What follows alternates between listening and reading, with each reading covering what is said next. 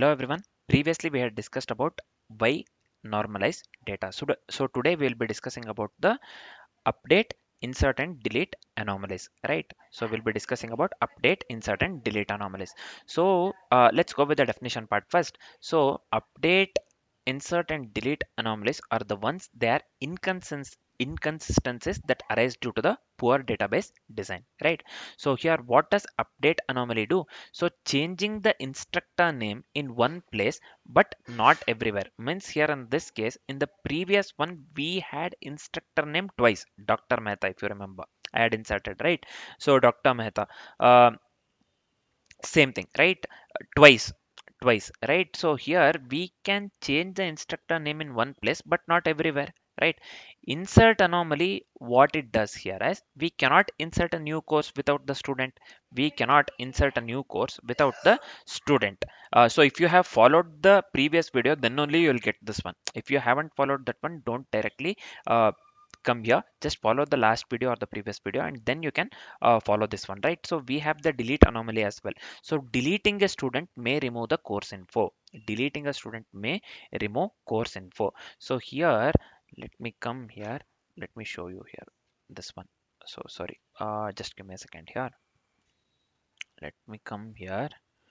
Let me paste this one. So we are making use of the update anomaly and the delete anomaly, right? So here we are going with the update student set, instructor name equals Dr. M Mehta, where student equals 1, ID we had given 1, right? So delete, we are giving just delete from student where student ID equals 1. So if I try to execute this one, let me execute this one. Now we have comments, this one completed successfully. Nothing but one row has been affected here.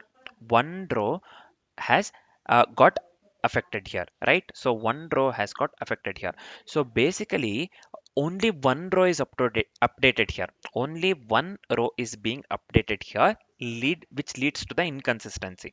Deleting a student also removes the course or instructor information if no one else is enrolled. If no one else is enrolled. So let me tell you one thing. Now we have the instructor name in different rows, right? So instructor name is now different in the rows. Instructor name is now different in the rows.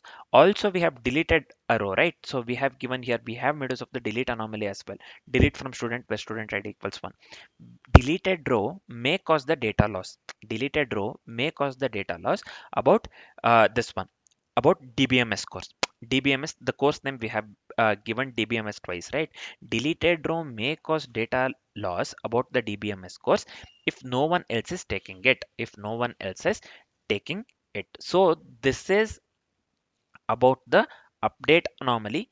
Insert anomaly in the previous example we have seen. So I have went with the update and the delete anomaly for this particular example, right?